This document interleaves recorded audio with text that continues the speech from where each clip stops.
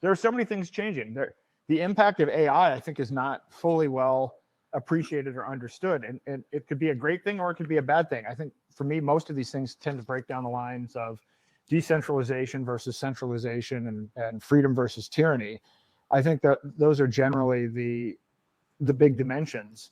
And so I like some of the decentralized AI, but I don't think people understand how profoundly AI is going to impact things. And usually people immediately get into this mode of, oh, well, this is going to replace me. It's going to be horrible.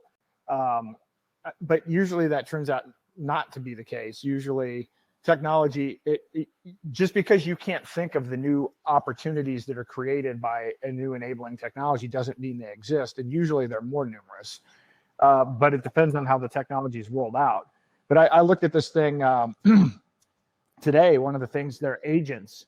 Let me see if I can find the newest one. It was excuse me, a Chinese company called Manus, and it's a general AI agent. And you basically type in what you want, and it will continue to iterate and go through the process, and not just give you back output of what you should do. It will actually do it. So you can tell it to build a website and that solves A, B, and C problem, and it will figure out how to solve the problem, and then it'll actually figure out the website, and then it'll actually configure the website.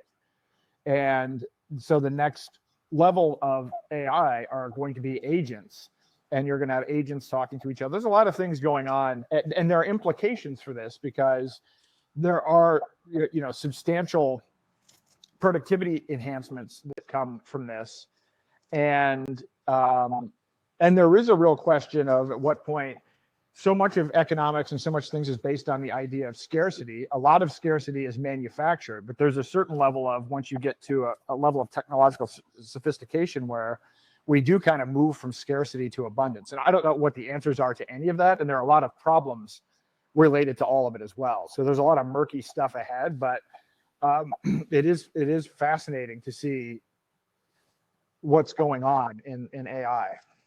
Totally. As in crypto.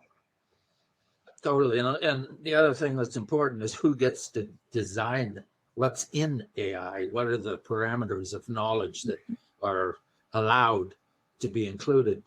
That's very important. Well, this is, again, where I think the market is the best solution for this, and decentralization is the solution for this.